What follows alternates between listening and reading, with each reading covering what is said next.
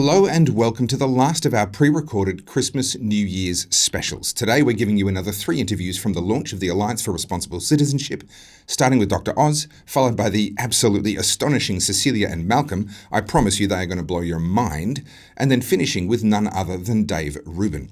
These are all interviews from the ARC launch in London late last year. Enjoy. That's one of the things I'm really appreciating. I came in here optimistic that this was going to be an amazing conference, but also still journalistic and wanting to have a realistic look at what I was seeing. And I've got to be honest, I've actually really liked what I've seen over the last 2.5 days, and in particular, a real focus not on we up here on the stage have the solutions and we'll tell you what to do. It's been a real focus on you all have solutions for your communities. You get off your backside and start rowing the boat. So can you tell me a little bit, because you embody this yourself, can you tell me a little bit about what you're doing? What's the boat that you're rowing? So my whole purpose is longevity. Okay. But it starts when you're young. So we have a children's foundation called Health Corps.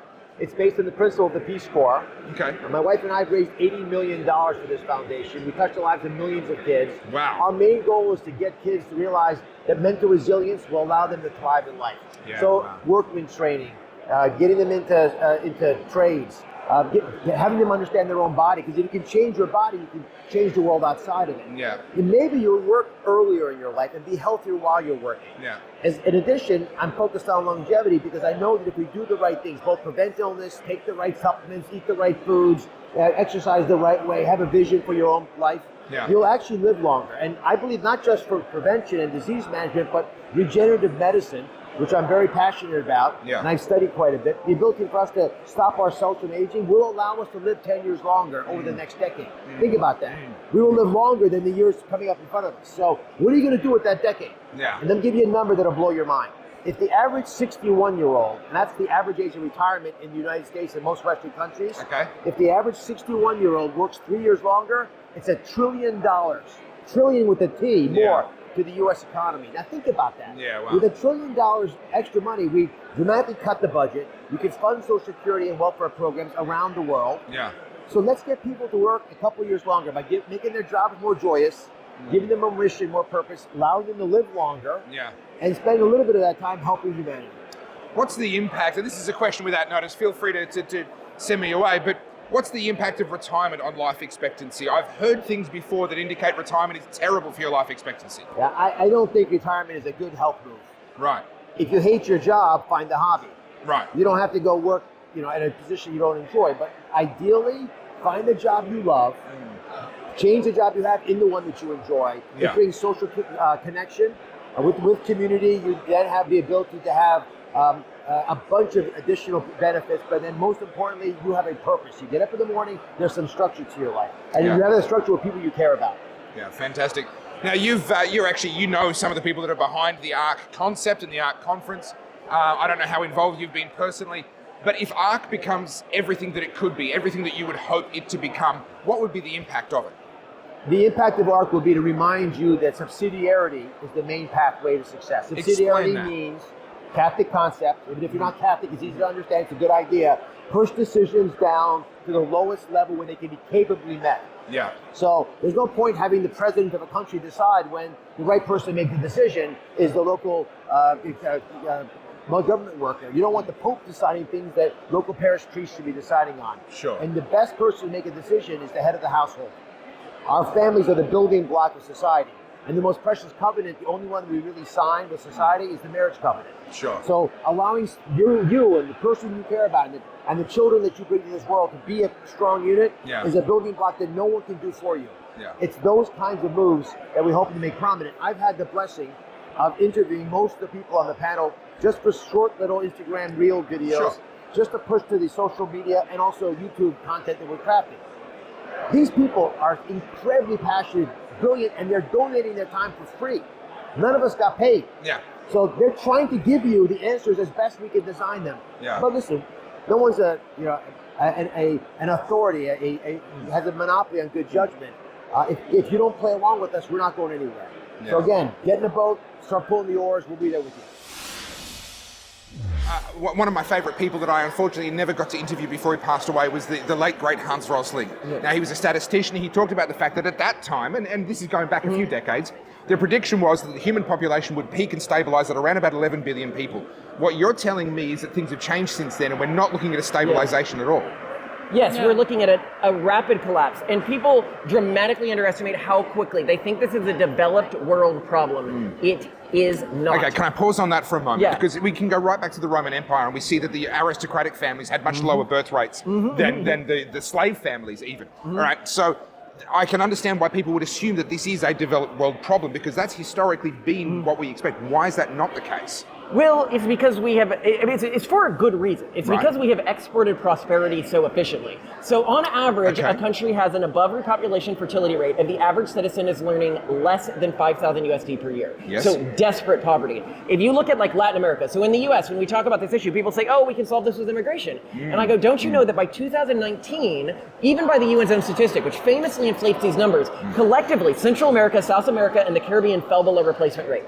So even if we're talking about Latin America, that's below replacement rate. India fell below replacement rate this year. China is, India. Wow. China's desperately below replacement rate.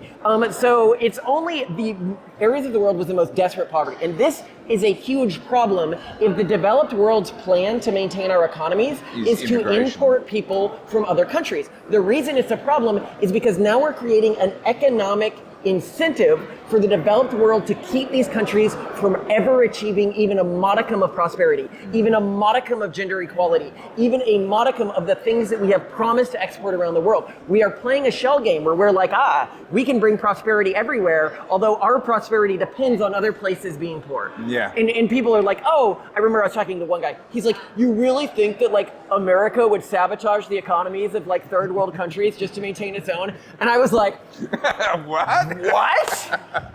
Do you not like know about the CIA?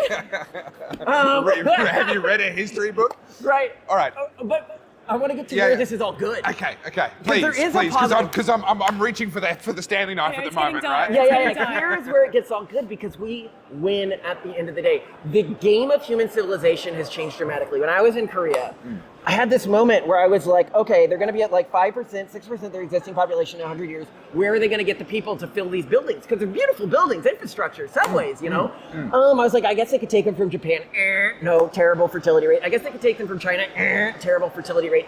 And then it got me thinking about the history of that region. And I was like, less than a century ago, Japan was able to motivate its population to go out, kill millions of people to spread its culture, but they can't motivate them to have kids to spread their culture when their neighbors would be desperate to have them, right? Yeah. And it made me realize that historically, when all the populations were increasing in fertility rate constantly, it was to spread your culture, to spread your way of life. The way that you won was by forcibly, killing your neighbor, taking their land, or forcing them into your way of life. The new game, it is not through war that you spread, it is through love that you spread, not just sex. Because if I just have a ton of kids and those kids hate me, like I don't do a good job raising them, they're going to move out of my cultural group. It is the people who can raise large families and incentivize those kids through loving the lifestyle that they grew up in, to stay within that cultural group and raise large families themselves, which long term means the future of humanity is brighter than it's ever been. But short term, our kids, we have to find out how to make sure we have a soft landing on demographic collapse, because things are going to get harsh. This is a whole new spin on Make Love Not War. I've got to say, I've never quite seen it in that way before. What went wrong with our story? We're talking about a better story here. Why did we get to the point that things like that could happen in Australia and Canada, etc.? How did we get here? Well, I think a lot of people have been trying to answer this question, because if we can't answer that question, to write the news story is almost impossible, right? Because if you think of our story, you can think about it as the Star Wars trilogy. You can't really write Empire Strikes Back without knowing what happened in Star Wars. What went wrong or what went right in one movie to get you to the next one. I would say some of what's happened is that all of us, you guys as Australians, us as Americans, the Brits, we're all suffering from a function of our success. The default position of humanity is not peaceful, it's not integrated, it's not liberal in the true sense of liberalism. And we've had a couple hundred years of it. Yeah. And we seem to, and I say this as someone that wrote a book defending classical liberalism, I now tell everybody in America, you know, if you believe in liberalism, true liberalism, the idea of the individual and laissez-faire economics and limited government, so that you can live how you want to live and marry who you want to marry and all of that stuff, have a family the way you want to have a family. In some ways, you have to be more conservative now, and I think that's a good parable for what's happened to our societies. We had so much goodness, we forgot what made us good, basically. We said, oh, anyone is allowed to come into our countries, regardless of their beliefs, thinking that somehow if everyone came in and just saw goodness, that goodness would win the day. And it's fairly clear, certainly from a Western European perspective right now, that does not work. You guys, I would say, have a lesser problem with it. You also have a beautiful situation to some extent because of your geography. And you're surrounded by water. There's things that can be done. America has done a far better job of integration than Western Europe. I would say, ironically, Eastern Europe, having gotten through communism a little more closely time-wise than us, Poland, Hungary, they're doing better right now, and maybe we should take some of those lessons and not be afraid to be called bigots and racists for standing up for freedom. If that's the price you have to pay, I suppose we'll have to pay it. Thank you for watching this final pre-recorded New Year's special with the Aussie Wire. Normal programming resumes next week. We release new episodes of the Aussie Wire News every Tuesday and Thursday at 4 p.m. You can catch up on past episodes at theaussiewire.com and be sure to read our blogs and join our email list while you're there. And finally, if you appreciate what we do here at the Aussie Wire as we stand up for truth, freedom and hope, then please become an insider. That's a financial supporter. Our insiders make it possible for us to do what we do. And in the process, they get giveaways, discounts, exclusive content, including every interview from ARC, my 90-minute interview with former Deputy Prime Minister John Anderson, and so much more. And also they get the wonderful insiders community. You can become an insider at the link that is in the video description below. Thank you for watching. I'm Topher Field, and this is the Aussie Wire.